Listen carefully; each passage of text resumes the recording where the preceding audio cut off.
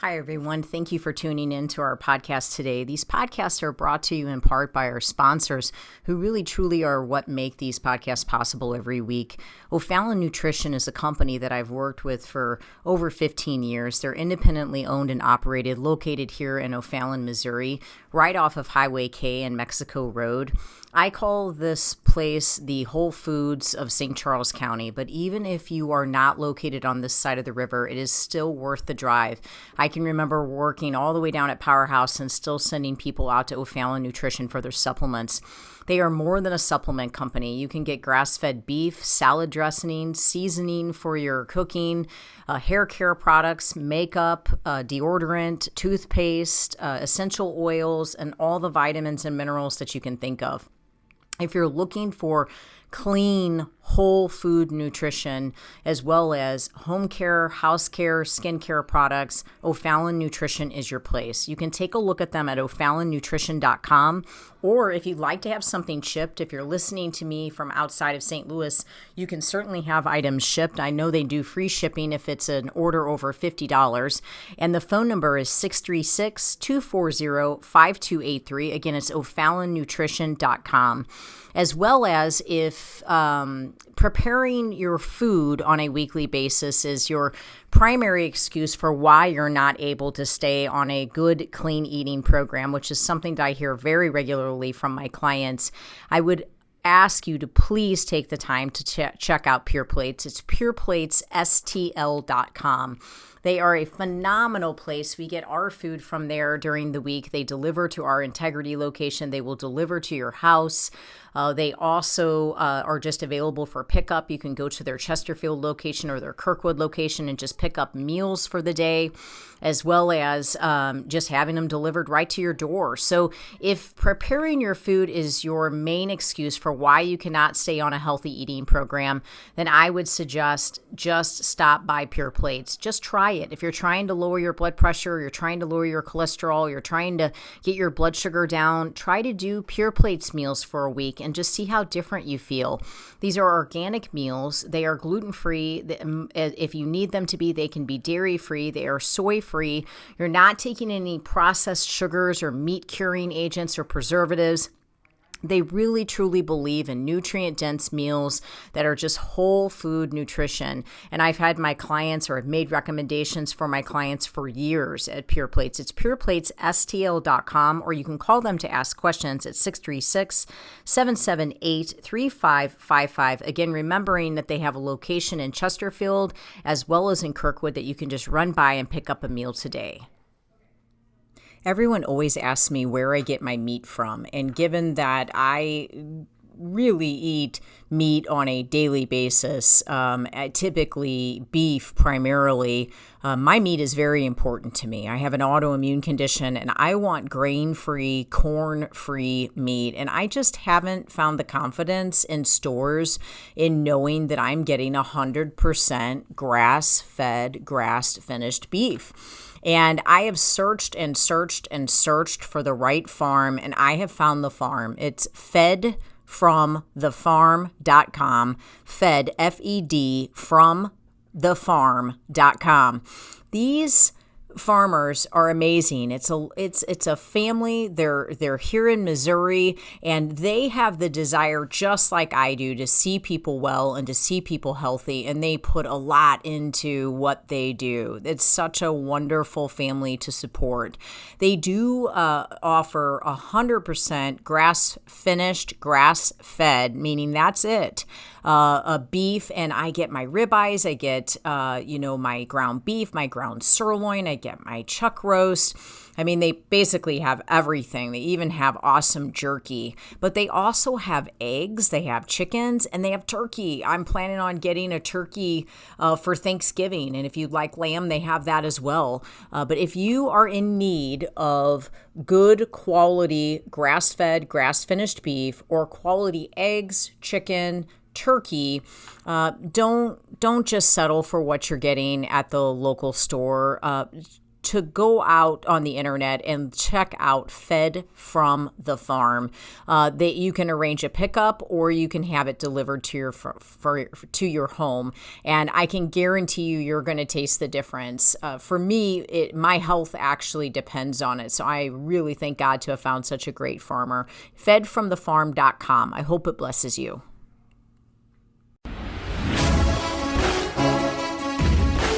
Welcome to Faith, Fuel, and Fitness, the Integrity Way, with your hosts, John and Debbie Morris from Integrity Training Systems. Hey everybody, this is John and Debbie Morris with Integrity Training Systems on Real Talk 93.3. We always like to start our show by talking about what it means to be a warrior, and I like to give you the definition of a warrior just so that you kind of know what it is we're referencing. And a warrior is a brave or experienced soldier or fighter. And if you've heard us before, it's just so important to still hear. And if you haven't, it's important to hear those ors. Because a lot of people think that they're not a warrior. And they say like, well, I can't really have a warrior mentality because that's not what I am. I'm not a soldier and I'm not brave. But it says experienced and it also says fighter. So if you're just an experienced fighter, which means you've been alive and you've had to fight through something, then you consider yourself a warrior. And what does that mean? Well, warrior mentality means taking on what you need to take on in spite of how you feel. And so you can be scared, you can be worried, you can think it's too big of a task for you, but you still decide to warrior through it. You still decide to fight through it. And sometimes I think that we can talk ourselves out of being a warrior. We can tell ourselves like, oh, this is too big, or I can't handle it this time, or I'm not doing this again. Like I've done this same thing so many times and I'm just not going to keep doing it. You know, and I'll give you a, for instance, with me, it's like the amount of times I've hurt my back is basically uncountable at this point. And it's like each time it happens, you get that thought in your mind, like, I'm not doing this again. I'm not rehabbing my back again. It's obnoxious. It hurts. It's, redundant that I've had to keep doing it. But the reality is what you have to look at is you have done it before. You've overcome it. You know how to overcome it. If anything, you're more qualified to overcome it because you've already done it before. So take a look at what you're dealing with and ask yourself, have you already had to overcome or accomplish something very similar to what you're afraid of doing now? And if not, and you say this is the hardest thing I've ever dealt with, just remember that you've said that before. Like at some point, you've acknowledged that something is the hardest thing you've ever had to deal with. And here you are. You've passed it, and you've moved on from that. That's true. That's so true. It's just amazing the things that we can look back at in life and kind of just say, wow, we remember how hard we thought that was, and then something even more challenging comes along, and we're able to manage our way through that too. Yesterday, Don Davis was at St. Louis Family Church. Our pastor's been out of town, and he is a former Rams football player. Yes. Now I think he kind of acts almost like a chaplain. He's a strength coach. Oh, yes. He's a strength coach in the NFL, and then he also does do like some traveling preaching. He got his doctorate. Yeah. And so he's a doctor now, and I believe that's actually in, like you just said, it's chaplainish. And there was a point yesterday where I was talking to John about, something that was just on my heart, and John knows me as someone who's pretty focused on being serious most of the time and business, and I don't, I guess, show a lot of emotion. Right. And I was just telling him, hey, this situation just had nothing to do with John. It was another circumstance. I said, the situation just is hurting my heart, so I'm just telling you, like, I know I have to do the right thing, and I know I have to continue to be who I am and be the best version of myself in this circumstance. But I guess I just want you to know that because you love me and you pray for me, that it's really hurting my heart. And John, you just really helped me because you were like, well, did you listen to what Don Davis said today? And then I'm sitting back in the car I thought I did. He's like, And well, he was talking to you. He's like, well, that's what John said. He said, well, he was talking to you. And I was why'd you just change your voice? I don't know, because that's my voice. When you're like, when you act like you're me. Yeah, that's true. I'm like, I don't sound anything like that. You know what I mean? I don't know. I was like, that doesn't. I'm not Minnie Mouse. Yeah, you know what I mean? Like, what makes you say that? So, anyways, we're sitting in the driveway. I'm wondering what our neighbors think of us. They're probably, I don't even know. We sat in the driveway with the car running for like 20 minutes talking about this. And John just went to church with me.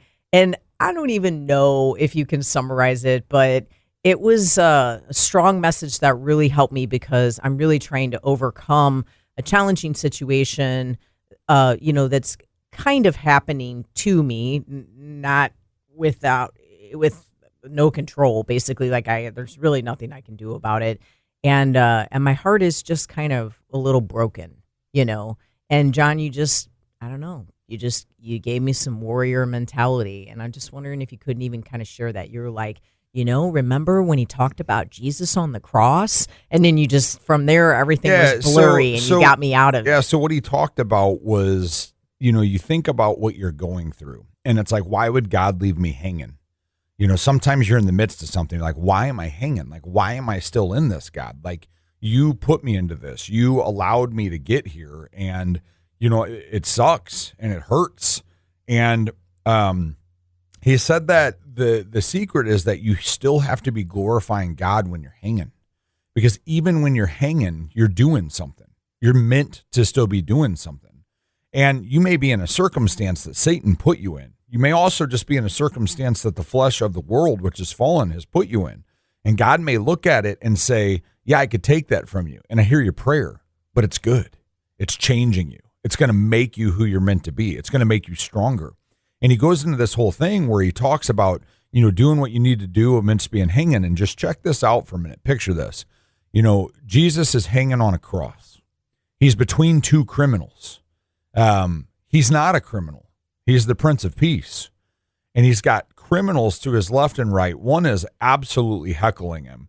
I mean, while he's hanging, okay? And then you have all of these other people, literally everybody in the crowd, even his disciples. One of them has turned on him, and the rest are either fleeing or hiding in the crowd, but everybody else is hating on him.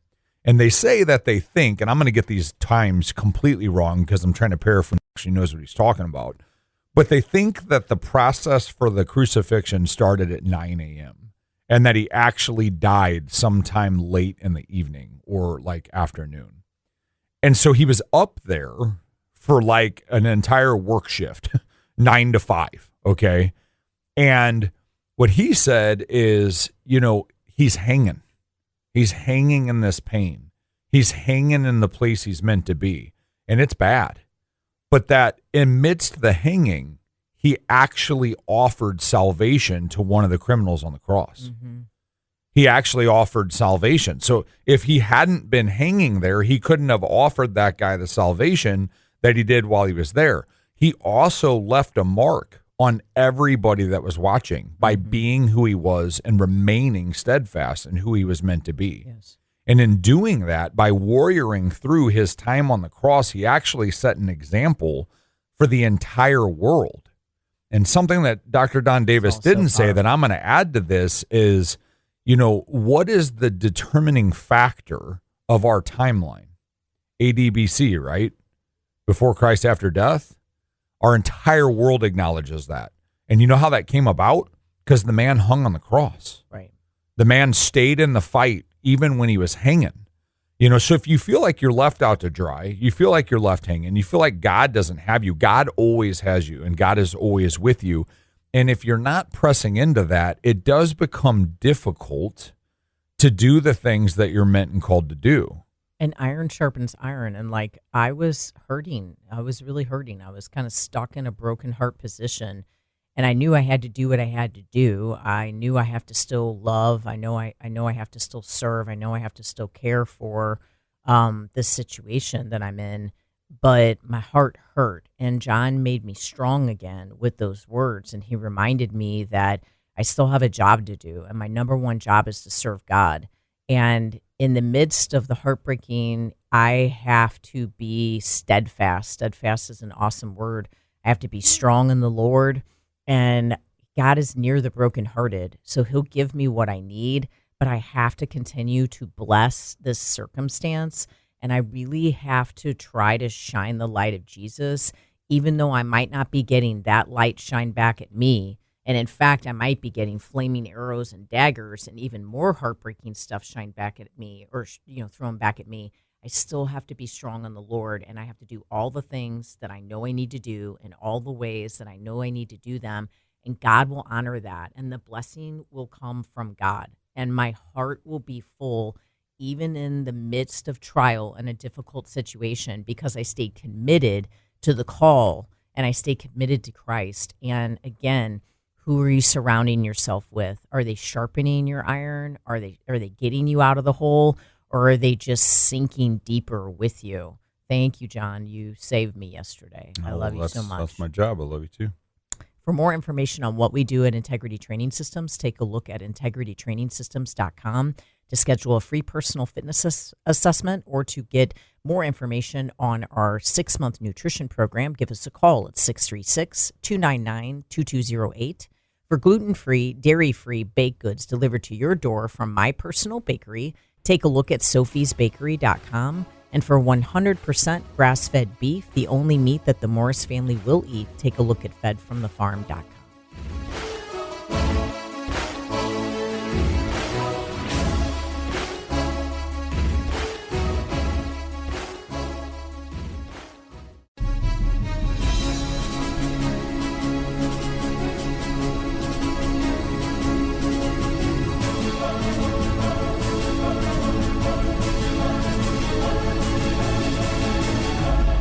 Welcome back, everybody. This is John and Debbie Morris with Integrity Training Systems on Real Talk 93.3. We kind of ended the last segment with Debbie talking about iron sharpens iron, and that's actually a Bible verse, and it's from Proverbs 27:17.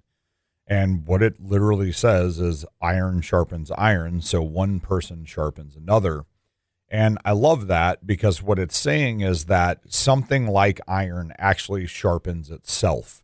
And so it doesn't really put one person in ahead of another. It doesn't say like, well, the sharpening stone, which is greater than the iron, sharpens the iron. It's actually one person sharpening another person, coming from the exact same place, dealing with the exact same things. And I want to pull up something for you here, and I'll try to paraphrase this as best as possible. But there is a process with iron and with rust. And when you look at rust, it says one rust forms on part of an iron object. It can spread to nearby clean iron due to electrochemical cells, contamination transfer, which is moisture, blah, blah, blah, capillary action, goes through all the science of all of this. And it says why it seems to jump. If you store a rusty tool next to clean one, shared moisture allows corrosion to spread, kind of goes through all this. Now, how to prevent it. Why is John talking so much about oxidization? Here we go. Keep iron dry. Use protective coatings. Store separately from already rusted items. Use desiccants in storage. Why is this important? Iron sharpens iron means who you surround yourself with will sharpen you. If you're surrounding yourself with rusted iron, if you're surrounding yourself with people who don't want to be where you are, people who don't care about how sharp you are, people who are selfish, well, then they're going to transfer that to you. Your iron cannot sharpen rusted iron. What's actually going to happen is it's going to rust you. It says to use protective coatings. That's going to be the armor of God. It says to store separately. That's going to be pruning yourself from people that you shouldn't be spending your time around, and use desiccants in storage. I believe that means that when you're in the Bible and you're in the Word and you're following God, you're going to put yourself in a position where you're going to stay safe enough and well enough until you find other iron that's capable of sharpening you instead of rusted iron that's going to bring you down. Wow, that's really good. That's almost like basically saying, and that whole entire thing is great, but I just want to focus on this one little part there at the very end is, and I can just say as a business owner, I've just experienced this over the years. Sometimes there's like these wilderness seasons in your life. And you don't have to be a business owner to have this happen, but where you are feeling like you're a little bit alone. Now, that doesn't mean that I don't have my best friend, my spouse, supporting me and with me. But I mean, you can be the Lone Ranger on some things. Right. And so I just want to focus on that end part that you mentioned and then, of course, go back to the other part. But I mean, the Word of God it's your hiding place. It's your strong tower. It's your iron.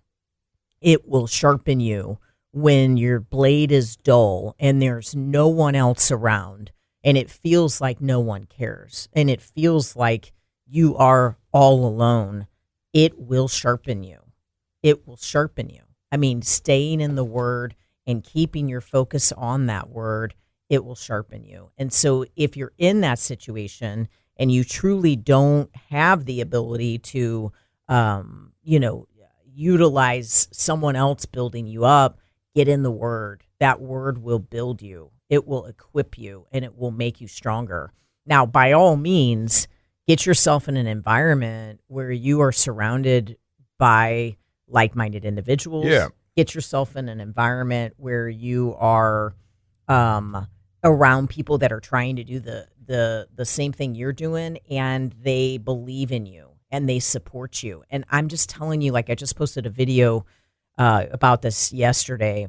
When I turned 50, I had a moment where, I don't know how to, but you just are kind of like, well, how much longer am I going to live? I mean, I know I'm planning on living another 50 years, but like, how healthy will I be? How much will I get to do? You start looking at your days differently. I mean, you really, really do. And so then you really start to think about, who do I let speak into my life? Who do I allow to sharpen my iron or to dull my blade? Yeah, I mean, we've been taught this since we were kids. I remember back in DARE, drug awareness, something. I don't remember what it was. But they tell you don't do drugs. I always joke because it reminds me of Waterboy, where Waterboy tries to explain what he does with the football. And he basically stutters over the fact that he takes the football and he runs it down the field. And then he kind of stands there awkwardly, and the coach looks at him and says, all right, kids, well, that brings me to my next point. Don't do drugs. And they all shake their head. And I think of that, and it cracks me up because that's basically what DARE was. But the whole point of this is we've been taught since children to stay away from people that aren't good for us. If you got a guy doing drugs, that's probably not who you should spend your time with, because very rarely does a guy who's not doing drugs go around a bunch of people that are and not do drugs. Very rarely does a guy who's sober go to a bar regularly with a bunch of guys who go to the bar and not drink. Right. It's like if you're trying to lose weight and you're going to the buffet every week with your friends that eat at the buffet, you're probably not going to lose weight because you're going to overeat. So when you surround yourself with people who don't align with the same goals as you have, not only is it going to make it harder for you, but it's also mentally defeating. And you may not realize that. You might find yourself in this spot where you're just like, wow, this is really hard. I can't take this on. Why is this my cross to bear? Why am I hung out to dry? These other people feel like they're doing fine. They seem like they're doing okay. Well, you don't actually know how they're doing behind closed doors. You really don't have a clue. Even if they tell you how they're doing behind closed doors, you don't actually know, because nobody's really going to tell you exactly what they're dealing with if it's not positive, unless there's someone who's actually trying to complain to you. And then even that can be skewed. So whenever you're looking at where should I spend my time? What should I do? Who should I hang out with? You really need to think, what are you trying to do? Instead of thinking, who do I hang out with? Who are my friends? Who is my family? Think about what you're trying to accomplish. Then ask yourself, does that align with the people that you're spending your time around? Does that align with the things you're trying to do? Our daughter is wanting to write a book, and she wants to get it published, and she's got a whole story in her mind about it. And so if she takes the time each day to sit down and write these pages, like she said she's going to do over the summer, she's going to write a book. But if she spends all of her time around all of her friends that just want to run around outside, only play at the pool, only play on the playground, only play on video games, not that there's anything wrong with doing those things from time to time, but if that's all she spends her time around, she's not going to write the book. And that's what she actually wants to do. Right. And sometimes we just have to make a commitment to discipline to be able to do those things. For more information on what we do at Integrity Training Systems and to get more information on a free personal fitness assessment with one of our personal trainers or our 6-month nutrition program, take a look at integritytrainingsystems.com or give us a call at 636-299-2208 for gluten-free, dairy-free baked goods delivered to your door.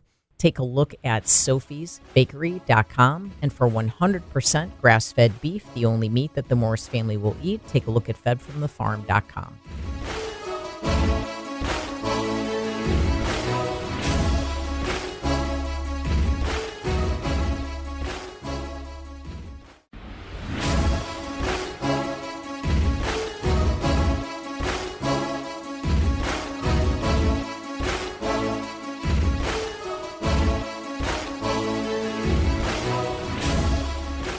Welcome back, everybody. This is John and Debbie Morris with Integrity Training Systems on Real Talk 93.3. Right before we wrapped up the last segment, Debbie started talking about the implementation of discipline to actually accomplish a task that you want to accomplish.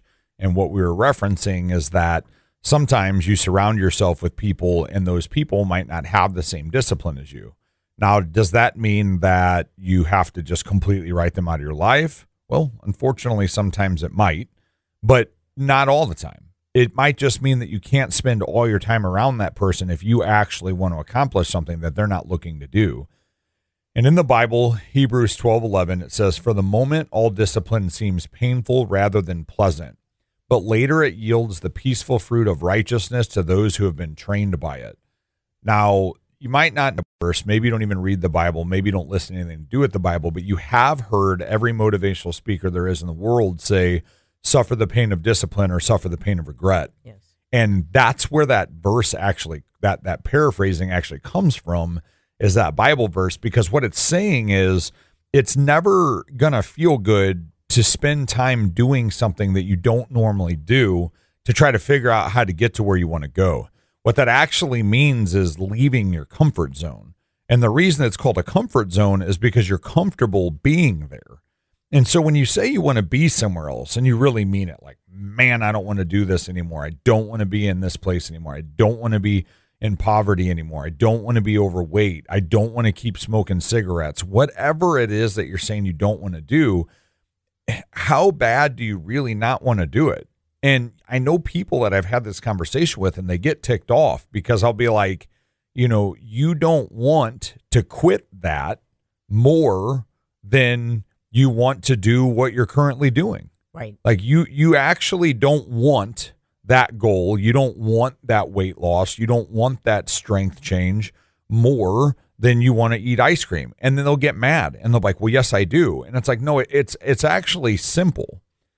If you want something more than what you currently have, you'll work for it. And it's going to be difficult. Now, there is chemistry involved. Maybe your brain's jacked up. Maybe you're doing the wrong things with who you're spending time around. But this is where I'm asking you to question, what do you really want trying to do with your life? And are you surrounding yourself with situations that are going to help you do that?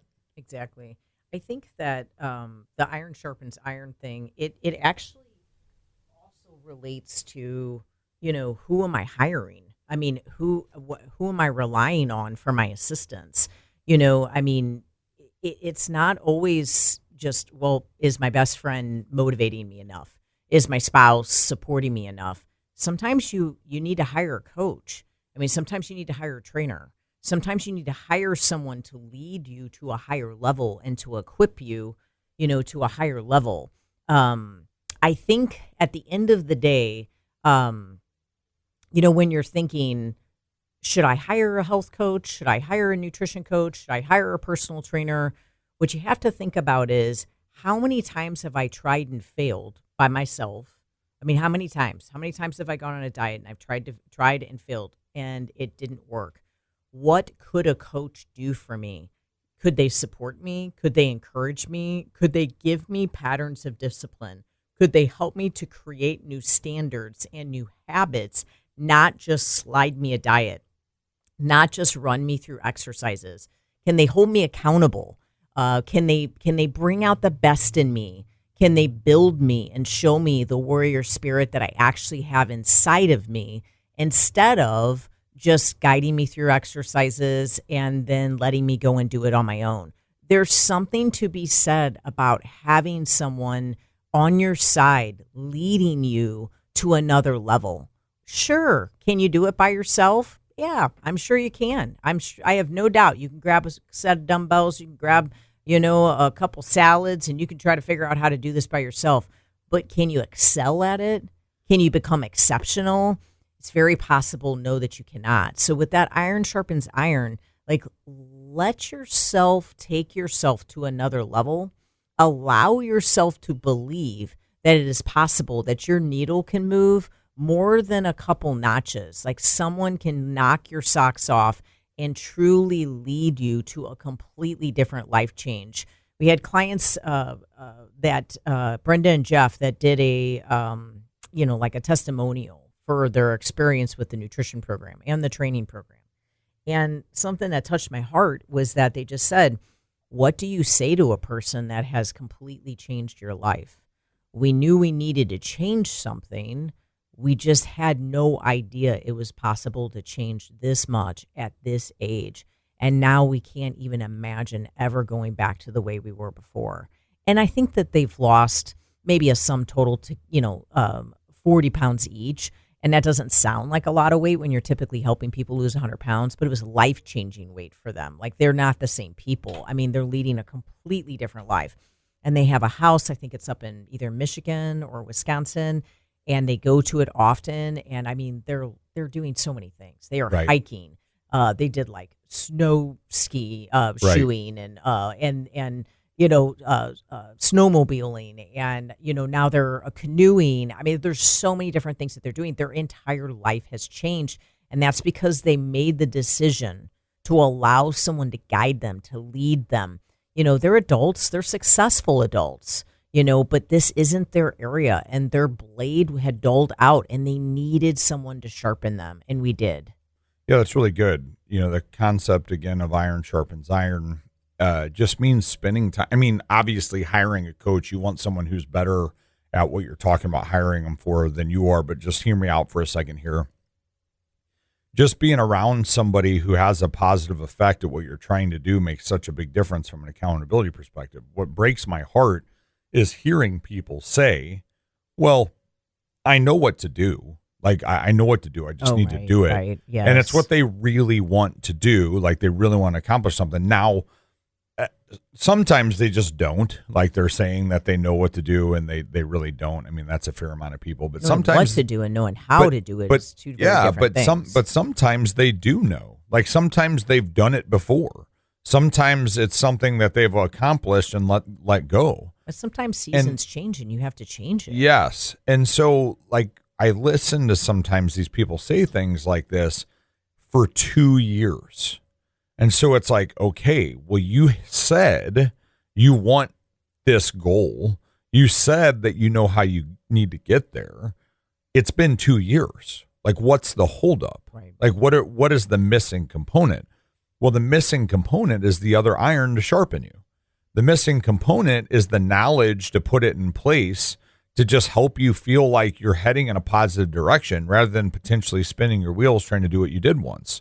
Like Deb said, maybe you're in a different season. With what we do for a living, you might need to eat or train differently because you're a decade older. Right. It could be completely different. Or it could just simply be that maybe you do know and you're not implementing it because you don't have more iron to sharpen you. Exactly. You're not spending your time around a coach or someone who's going to root you on and tell you can do it. Instead, you're spending your time around people who tell you it's one piece of pizza. What's the big deal? Well, the big deal is that you're saying you shouldn't have that, and you're still having it. Why? Like, what's the hang up in your brain? Sometimes knowledge isn't enough. Sometimes just being aware of something isn't enough. And then, the Bible calls us to spend our time around people. Like, we are designed as a race to spend times around people. Like, we're supposed to spend time around people. And so who you spend it around makes a big difference. But again, maybe you think you know something that you don't. So if you're in a position where you're trying something and it's not working, or you've tried and you've failed, or you're not trying because you're afraid of failure, if simply anything other than accomplishing what you've set out to accomplish, you need to be looking for someone to assist you, help you, or just be in the fight with you. I think, when someone says, I know what I need to do, I just need to, to do it.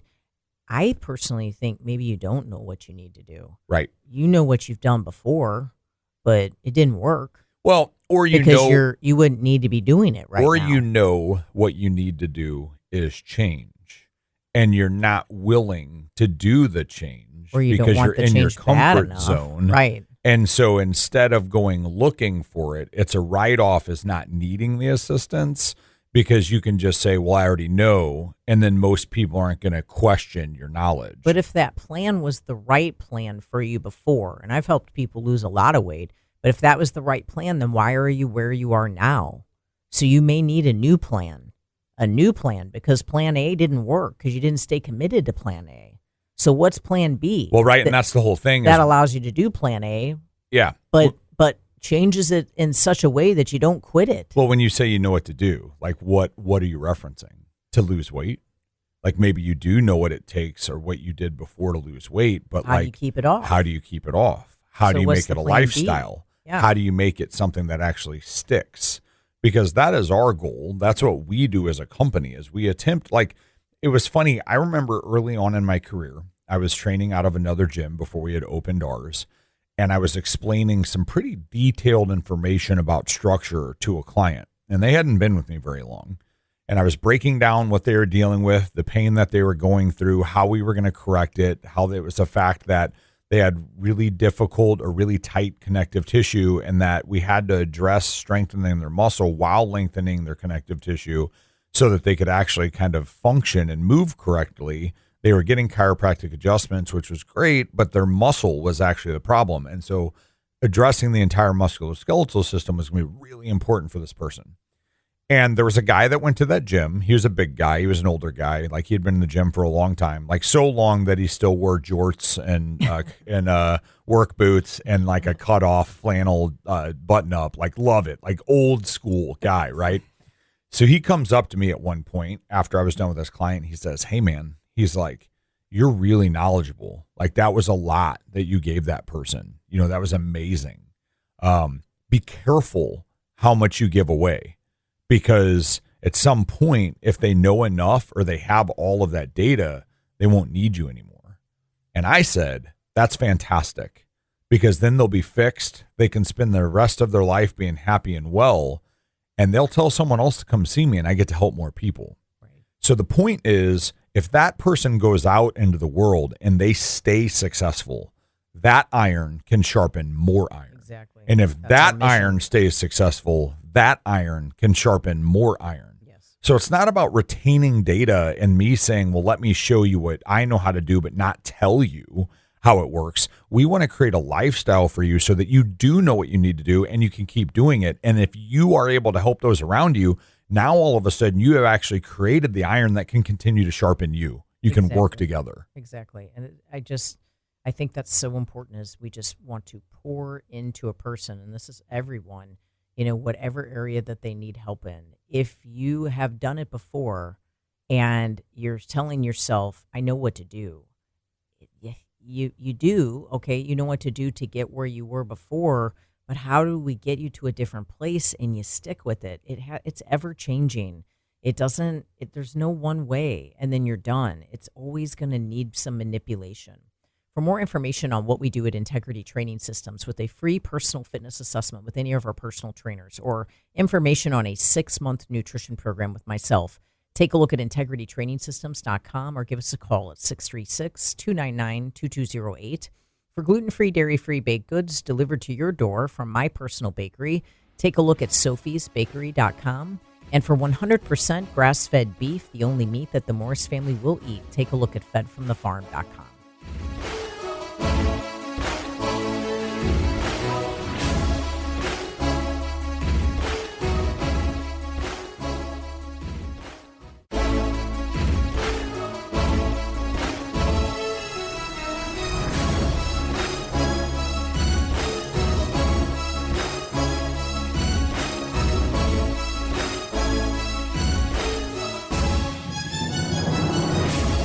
Welcome back, everybody. This is John and Debbie Morris with Integrity Training Systems on Real Talk 93.3.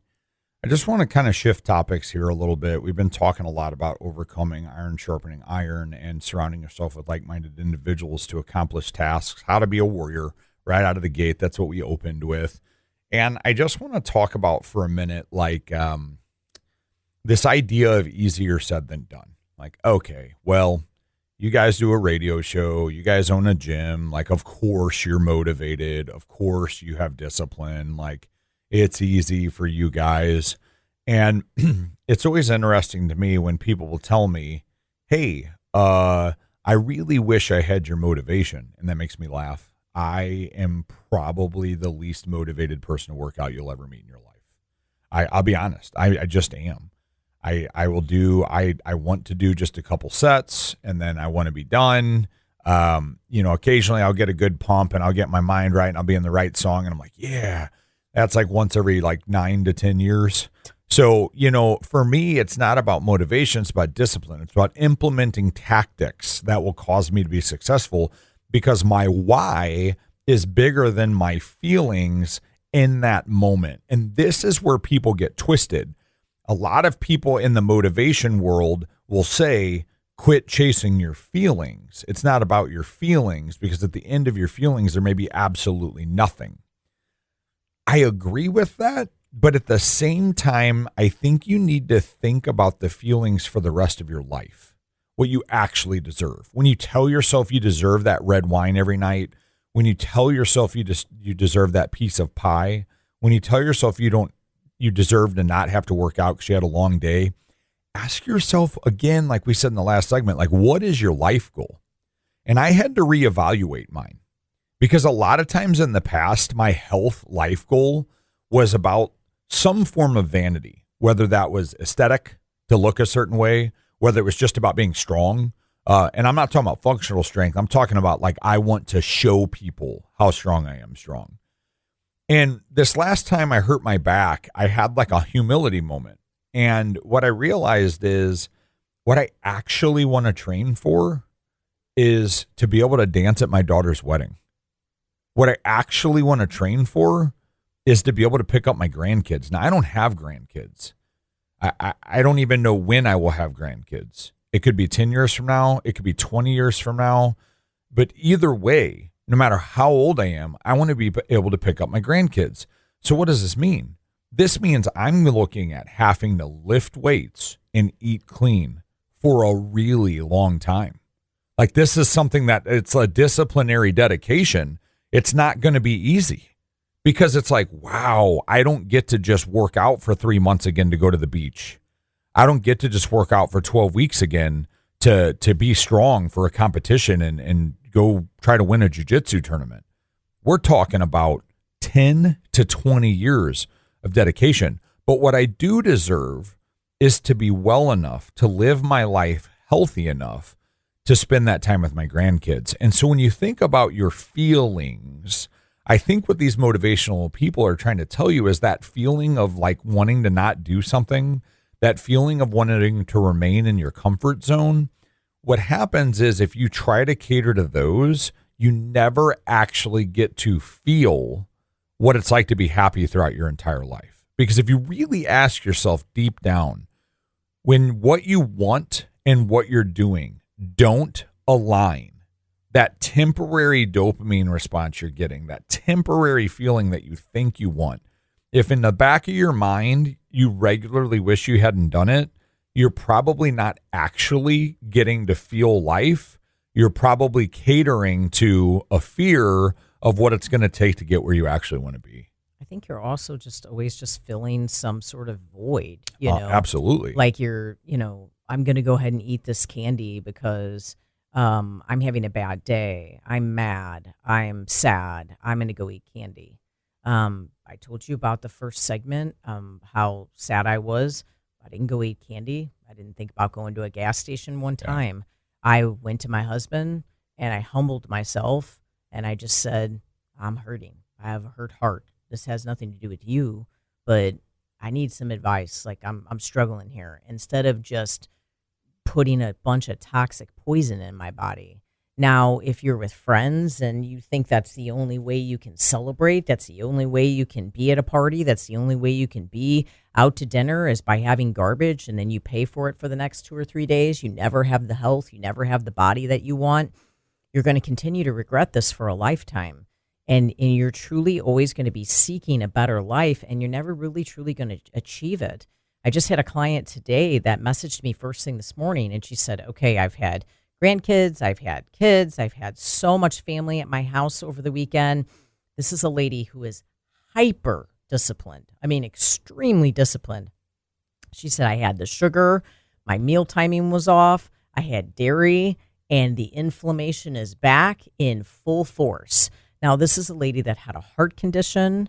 I mean, this is a lady whose entire life was changed by nutrition and her level of discipline. And she said, not worth it. I can't wait to get back on track, back on my food, back on my plan. And I don't even feel bad for having done it because it's such an eye-opening experience. And it has taught me how happy I am with my life that I live every day. And just truly, when we think about it, sometimes we have to veer off track like that to really appreciate how good a healthy life feels, because you don't actually know what you're missing until that inflammation hits you like a ton of bricks. And then you realize, I'm not mentally clear. My body is swollen. I have acne. I am bloated. What is wrong with me? Everything in my body hurts. And then you think to yourself, no, I had already cleared all this stuff. I had worked this stuff out of my body. I don't want this for my life. I am going back. I'm going back to my pattern of discipline. I got off the horse. It was a short trip, but I'm back on the horse and I'm staying committed to a healthy, clean lifestyle. I think another spot or position you want to look at that from, like Deb said, is that, you get to that place where you feel like all that again, and that's an eye opener because you're like, wow, I'm going to go back to feeling well. And so what makes me really sad is a lot of you guys are walking around right now and you don't even know what feeling good feels like. So you have felt bad for so long and for your whole life potentially that you're in this grind of life. And if you're saying you're in the grind, and I'm not talking about these guys who are like, you got to grind to be a billionaire. I'm talking about when you're like, well, it's Monday again. Like, here we go. You're in this funk and you stay there. Like, I feel for you. That's where I was when I was a cop. And I remember the defining moment where I recognized in my 20s that I didn't feel well. And I watch it. I watch 20-year-olds talk about not feeling well. I watch 30-year-olds talking about not feeling well. And what they say is, well, I guess this is what it's like to feel older. I got a guy that's going to be coming in the gym within this month. He's 79 years old and he's turning 80. And he's got some friends coming in because he wants to do a video with them because he's doing a chin-up with his age worth of weight strapped to his waist. Great. This is an 80-year-old man that's doing a chin-up with 80 pounds attached to his waist. And the whole concept is he's had a quadruple bypass heart surgery. He hasn't been in shape his whole life. He had to lose 100 pounds. I mean, how hard is it for you to do that, The doctors told it's hard. Yeah. It's hard. There's some percentage they expect in the world of people, it's between, they estimate, without being able to ask every single human being, between 10 and 20% of the world can do a chin-up. That's body weight, right? Okay? And I think that's going to exponentially drop as you age. And then that's before adding a pound of additional weight. I mean, I don't know how many chin-ups I can do with 80 pounds strapped to me. 45-pound plate strapped to your waist. It's hard. I mean, just one is hard. The point of this story is, if you're walking around in your 20s, 30s, or 40s saying this is what it's like to feel old, I challenge you to look for a different life. I challenge you to look for a coach. I challenge you to look for like-minded individuals that can help you, because you're not even getting to experience the life that you do deserve. You don't deserve Twinkies. You don't deserve ice cream. You don't deserve red wine every night. You deserve to feel well. And a lot of times you haven't experienced that enough to know how to get away from what you're doing to actually feel good enough to enjoy the rest of your life. Amen. That's good. We hope we can be the ones to help you. For more information on a free personal fitness assessment with any of our personal trainers or a 6-month nutrition program with myself, please take a look at integritytrainingsystems.com or give us a call at 636-299-2208. For gluten-free, dairy-free baked goods delivered to your door from my personal bakery, take a look at sophiesbakery.com. And for 100% grass-fed beef, the only meat that the Morris family will eat, take a look at fedfromthefarm.com. Thank you for listening, and God bless.